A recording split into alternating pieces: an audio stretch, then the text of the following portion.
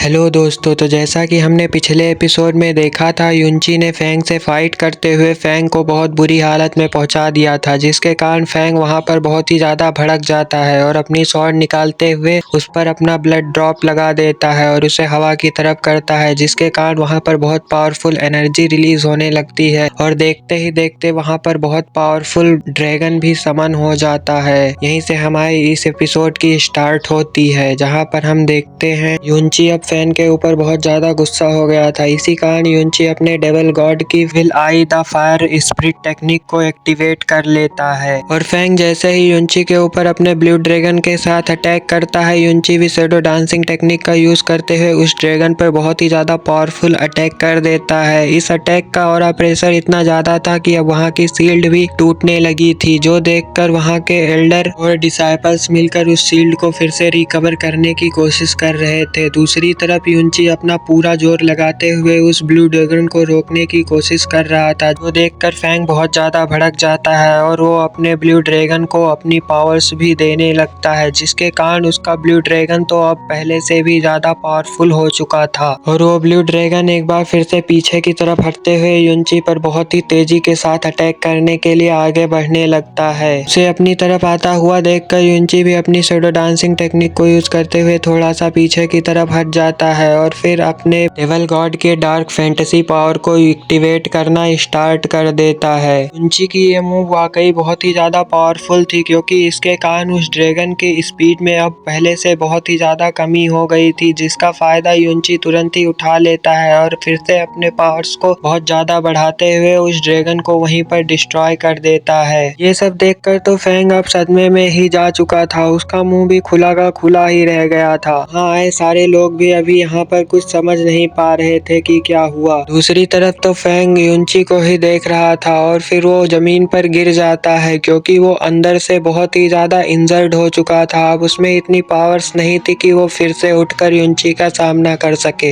ये देखकर तो बर्निंग हेवन क्लैन के लोग बहुत ही ज्यादा शॉक हो जाते हैं कि युनची ने आखिर में हमारी डिसाइपल को इतनी जल्दी कैसे हरा दिया, वो कितना ज्यादा पावरफुल है। वहीं बैटल अरीना में युनची एल्डरलिन से पूछ रहा था, एल्डरलिन क्या ये मैच खत्म हो चुका है? जिस पर एल्डरलिन फैंग को अच्छे से देखने के बाद कहते हैं, ऑफ कोर्स युनची, तुम ये बैटल भी जीत चुके हो और तुम नेक्स्ट राउंड में क्वालिफाई कर चुके हो। वाकई युनची, तुमने बहुत अच्छा परफॉर्मेंस दिया है और तुम कल होने वाले फॉल गार्ड बैटल कंपटीशन के अंदर भी पार्टिसिपेट कर सकते हो। डर का ये अनाउंसमेंट सुनकर वहां पर बैठे सारे लोग युनची को चीयर करना शुरू कर देते हैं। वो लोग युनची का नारा लगा रहे थे वहां पर, जो सुनकर बर्निंग क्लैन के सारे लोग बहुत ही ज्यादा गुस्से में लग रहे थे। उसी में से एक एल्डर कहता है कि मुझे पता नहीं था युनची इतना ज्यादा पावरफुल था। युनची अभी तक अपनी स्ट्रेंथ को हाइड कर रहा था, ताकि वो जरूरत पड़ने पर अपनी स्ट्रेंथ का यूज कर कर अपने सामने वाले अपोनेंट को शॉक कर सके। हमें ये बात जाकर एल्डर से बता देनी चाहिए, क्योंकि अब यहाँ पर हमारे हाथों से सब कुछ निकल चुका है। जो सब सुनकर जूफैंग अपना हाथ पटकते हुए कहता है, युनची, मैं तुम्हें जिंदा नहीं छोड़ूंगा। वहीं एल्डरलिन बैटल अरीना में युनची को वार्न करते हुए बताते हैं, युनची, तुमने यह मैच भले ही जीत लिया है, लेकिन तुमने बहुत ही ज्यादा पावरफुल सेक्ट को अपना दुश्मन भी बना लिया है। इसीलिए आने वाले समय में तुम्हें बहुत ज्यादा सावधानी से काम करना होगा, क्योंकि ये लोग बदला लेने के लिए किसी भी हद तक जा सकते हैं। एल्डरलिन अभी ये सब कह ही रहे थे कि तभी हम फैंग को देखते हैं, जो कि पीछे से उठते हुए अपनी स्वॉर्ड में अपनी पावर्स को डालते हुए युनची के ऊपर अटैक करने के लिए जाने लगता है। लेकिन युनची ने भी पहले ही इसे महसूस कर लिया था, इसीलिए वो अपनी स्वॉर्ड को एक्टिवेट करते हुए फैंग के ऊपर बहुत ही ज्यादा पावरफुल स्लेश अटैक कर देता है, जिसके कारण फैंग बहुत ज्यादा दूर जाकर गिरता है। युनची के इस अटैक को देखकर एल्डरलिन भी दौड़कर फैंग को देखने के लिए जाते हैं और उसके बाद युनची से पूछते हैं, युनची, क्या ये जिंदा है या मर गया? जिस पर युनची बताता है, ये जिंदा बच जाएगा, आप चिंता मत कीजिए। लेकिन बर्निंग हेवन क्लैन का एक एल्डर ये सब देखकर अब बहुत ज्यादा भड़क चुका था और वो तुरंत ही युनची के ऊपर अटैक करने के लिए जाने लगता है, जिस पर एल्डरलिन उसे रोकने की अपनी पूरी कोशिश करते हैं। लेकिन वो एल्डर बहुत ही ज्यादा पावरफुल था, वो एल्डरलिन को एक ही झटके में पीछे फेंक देता है, जो देखकर तो यहाँ पर बैठे सारे लोग चिल्लाते हुए कहते हैं, आखिर में ये एल्डर यहाँ पर ऐसे कैसे कर सकता है? यहाँ पर बैटल डिसाइपल्स के बीच थी, अगर डिसाइपल हार गया तो ये इंटरफेयर नहीं कर सकता। तभी बैटल अरीना में युनची भी खुद को फाइट के लिए रेडी कर लेता है, जिस पर एल्डर अपनी फॉर्म पावर को यूज करते हुए युनची से कहते हैं, अब बेटा, तुम मुझसे बचकर दिखाओ जरा। एल्डर की पावर को देखकर जैस्मीन युंची से कहती है, तुम तुरंत ही अपनी शैडो डांसिंग टेक्निक का यूज करते हुए इस बैटल अरीना से बाहर निकलो। ये एल्डर बहुत ही ज्यादा पावरफुल है, ये तुम्हें चुटकियों में मार सकता है। जैस्मीन की बात सुनते ही युंची अपनी शैडो डांसिंग टेक्निक का यूज करते हुए वहां से हट जाता है, लेकिन फिर भी उसे थोड़ी सी चोट आ जाती है एल्डर के अटैक्स के कारण। वहीं एल्डर युंची को जिंदा देखकर एक बार फिर से अपनी सारी पावर्स को यूज करते हुए वहां पर एक ब्लू ड्रैगन को समन कर लेता है। जो ब्लू ड्रैगन बहुत ही ज्यादा पावरफुल था, वो युंची के ऊपर अटैक्स पे अटैक्स किया जा रहा था, जिसे युंची किसी तरह अपनी शैडो डांसिंग टेक्निक का यूज करते हुए डॉच कर रहा था, क्योंकि इस ड्रैगन से बचना युंची के लिए आसान नहीं था। युंची उस ड्रैगन से थककर जैसे ही रुकता है, एल्डर फिर से पीछे से युंची के ऊपर उस ड्रैगन से अटैक कर देता है। ये देखकर युंची फिर से हिम्मत करते हुए वहां से भागने की कोशिश करता है, जिस पर एल्डर भी उसके पीछे लग गया था। तभी वहां पर एक बहुत ही फुल ब्लास्ट हो जाता है, जिसके बाद एल्डर का वो ड्रैगन वहीं पर फ्रीज होने लगता है, जो देखकर तो युंची भी बहुत ही ज्यादा शॉक हो चुका है। वहीं एल्डर भी अपने ड्रैगन्स को फ्रीज देखकर चिल्लाते हुए कहता है, आखिर में किसकी इतनी हिम्मत हुई जो मेरी पावर्स को सप्रेस कर रहा है। दूसरी तरफ युंची का मुंह अभी भी खुला का खुला ही रह गया था ये देखकर। तभी यहाँ पर लिटिल फेरी एक कूल एंट्री के साथ आ जाती है और वो एल्डर के ऊपर बहुत ही ज्यादा भड़की हुई थी, क्योंकि उन्होंने युंची को परेशान करने की कोशिश की थी। इसीलिए वो चुटकी बजाते ही एल्डर्स के सारे ड्रैगन्स को वहाँ पर डिस्ट्रॉय कर देती हैं। एल्डर अपने पावरफुल ड्रैगन्स को डिस्ट्रॉय होता हुआ देखकर बहुत ही ज्यादा शॉक हो गए थे। मास्टर डिन भी लिटिल फेरी की पावर्स को देखकर बहुत ही ज्यादा शॉक हो चुके थे। बैटल अरीना में युंची भी अपने शॉट के सहारे खड़े हो जाता है और कहता है, लिटिल फेरी आप आ गई, मुझे पता था कि आप जरूर आएंगी। ये सुनकर भी लिटिल फेरी युंची को कोई जवाब नहीं देती है। दूसरी तरफ लिटिल फेरी के साथ आई एक डिसाइपल अभी भी अपने मन में यही सोच रही थी कि आखिर में लिटिल फेरी को सडनली क्या हो गया, वो आखिर में युंची की मदद क्यों कर रही है। तभी उसे शाम वाली बात भी याद आ जाती है, जब युंची बहुत ज्यादा मुसीबत में था और लिटिल फेरी ने वहां से जाते वक्त उसकी मदद की थी। वो कहती है, आखिर में लिटिल फेरी का रिलेशन क्या है इस युंची से, जो वो बार बार इसकी हेल्प कर रही है। इनवे भी ये सब बहुत ध्यान से देख रही थी, लेकिन वो यहाँ पर कोई भी एक्शन नहीं ले रही थी। बैटल अरीना में एल्डर भड़कते हुए कहता है, लिटिल फेरी आप आखिर में हम दोनों के बीच में क्यों आ रही हैं? जिस पर लिटिल फेरी कहती है, वैसे तो आप बहुत ही ज्यादा पावरफुल एल्डर हैं, लेकिन फिर भी आप बहुत ही ज्यादा घटिया हैं। आप अपने डिसाइपल को हारते हुए देखकर आखिर में किसी को मारने के लिए कैसे आ सकते हैं? कम से कम आप यहाँ के रूल्स का तो ख्याल रखिए। जो सुनकर एल्डर भड़कते हुए कहता है, आखिर में आप ऐसा कैसे कह सकती हैं? आपने देखा नहीं इस युंची ने मेरे डिसाइपल को कितनी ज्यादा इंजरी दे दी है। अब तो मेरा डिसाइपल थोड़ी सी भी मूवमेंट नहीं कर रहा है। आखिर में ये कहाँ का जस्टिस है? आज तो मैं इस युंची को मार कर जस्टिस कर कर ही रहूंगा। इसीलिए अच्छा यही होगा कि आप हम दोनों के बीच ना आइए। वहीं युंची एल्डर की बात सुनकर भी मुस्कुरा रहा होता है, क्योंकि उसे पता था कि अब उसे डरने की कोई जरूरत नहीं है। लिटिल फेरी उसे छोड़कर नहीं जाएगी। तभी लिटिल फेरी उस एल्डर के ऊपर भड़कते हुए कहती है, मैं तुम्हें यहाँ पर लास्ट चांस दे रही हूँ। अगर तुमने फिर से युंची को हर्ट करने की कोशिश की तो मैं यहाँ पर तुम्हें जिंदा नहीं छोड़ूंगी।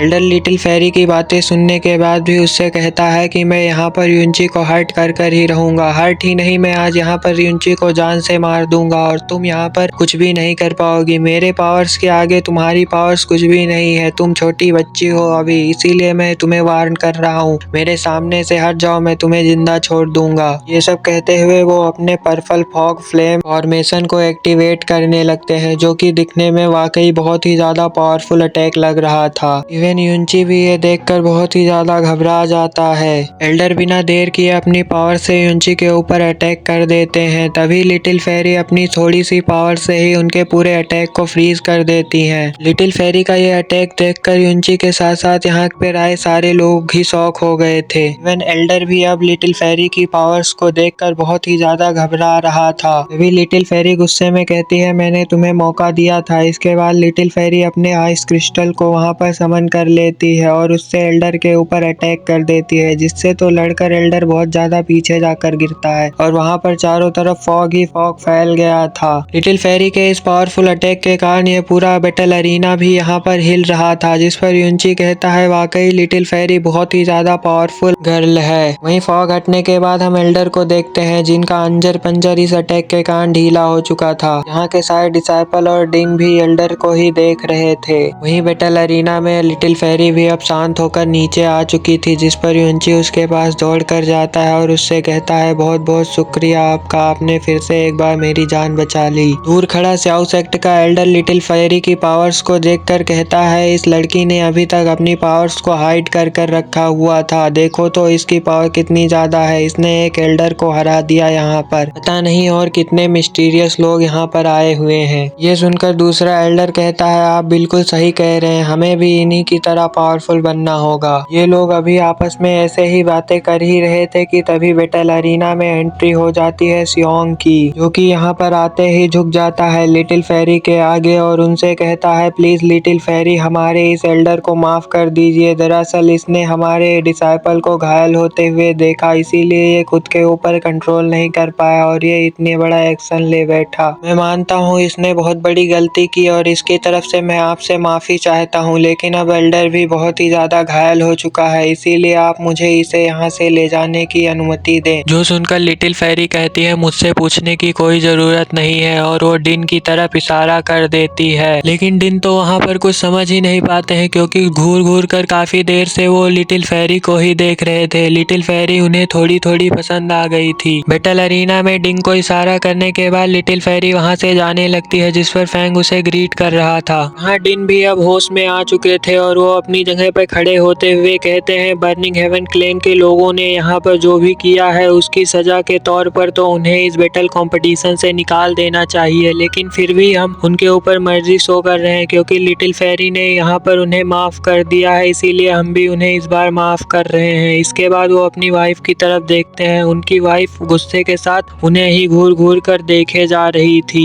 बैटल अरीना में लिटिल फेरी के अटैक के कारण एल्डर की भी बत्तीसी दिखने लगी थी। फैंग भी वहाँ पर खड़ा होकर अपने मन में यही सोच रहा था कि ये लोग हमारे ऊपर कोई पेनल्टी ना लगाएं कि तभी वहाँ पर डिंग कहते हैं तुम्हारी इस गलती को इस बार हमने माफ कर दिया है, लेकिन आगे से तुम्हें ध्यान रखना होगा, अगर तुम्हारे बर्निंग सेक्ट में इतनी बड़ी गलती हुई तो हम तुम्हें इस बैटल कंपटीशन से हमेशा के लिए डिस्क्वालीफाई कर देंगे। जो सुनकर जू फैंग लिटिल फेरी और डिन को ग्रीट करता है। लिटिल फेरी वहाँ से जाने लगती हैं, जिस पर युंची उनकी तरफ दौड़ते हुए कहता है प्लीज एक बार मेरी बात तो सुन लीजिए, लेकिन लिटिल फेरी तो वहाँ से गायब हो जाती है तुरंत ही। डिन भी उसे ही देखकर मुस्कुरा रहे थे, जिस पर डिन की वाइफ उन्हें घूर कर देखती है और डिन खामोश हो जाते हैं। दूसरी तरफ बैटल अरीना में होस्ट अनाउंसमेंट कर देते हैं कि हमारा सेकंड बैटल कंपटीशन स्टार्ट होने वाला है, जो कि होगा सियाओ सेक्ट और आइस इमोर्टल पैलेस के बीच से। सियाओ सेक्ट से आने वाला था कुंगलेई और आइस इमोर्टल सेक्ट से आएगी किंगवे। जो सुनकर तो युनबा वहाँ पर खुश हो जाता है और वो चीयर करने लगता है, अपनी सिस्टर को कहता है कि मुझे पता है सिस्टर, इस बैटल कंपटीशन में आप ही जीतोगी, यहाँ पर आपको कोई नहीं हरा पाएगा। वहीं मिस युन कहती है कि आपकी वाइफ भी आ रही है अब स्टेज पर, ये लास्ट फाइट होने वाली है। ये सब कहते हुए मिस युन ने युंची का हाथ भी पकड़ लिया था। युंची ने भी बहुत कसकर मिस युन का हाथ पकड़ रखा था। दूसरी तरफ बैटल अरीना में मिस किंगवे और कुंगलेई दोनों ही आमने सामने खड़े हो गए थे। वे कहती है उम्मीद है कि तुम यहाँ पर कोई चीटिंग नहीं करोगे और यहाँ पर अच्छे से फाइट करोगे, जिस पर कुंगलेई कहता है मैं बिल्कुल भी चीटिंग नहीं करूंगा, बस आप थोड़ी सी मेरे ऊपर मर्जी शो कीजिएगा। ये सुनने के बाद किंगवे रात की बात याद करने लगती है, जहाँ पर लिटिल फेरी ने उसे बताया था कि ये डिसाइपल इतना भी ज्यादा पावरफुल नहीं है, इसीलिए तुम अपनी स्ट्रेंथ को यहाँ पर हाइड करके फाइट करना। ये याद करते हुए किंगवे वहाँ पर अपनी पावर से आइस सॉर्ड को समन कर लेती है। कुंगलेई भी ये देखकर अपनी सॉर्ड को निकाल लेता है और किंगवे के ऊपर अटैक करने के लिए जाने लगता है। वो बहुत तेजी के साथ बढ़ रहा था किंगवे की तरफ, जो देखकर भी किंगवे कोई रिस्पॉन्स नहीं कर रही थी। वो बहुत ही ज्यादा पास पहुंच जाता है किंगवे के कि तभी किंगवे उसके ऊपर अपने आइस क्रिस्टल से अटैक कर देती है, जिससे वो पीछे की तरफ हट जाता है और वो अपने टॉर्नेडो की टेक्निक का यूज करते हुए किंगवे के ऊपर पीछे से अटैक करने के लिए आने लगता है, जिस पर किंगवे भी अपने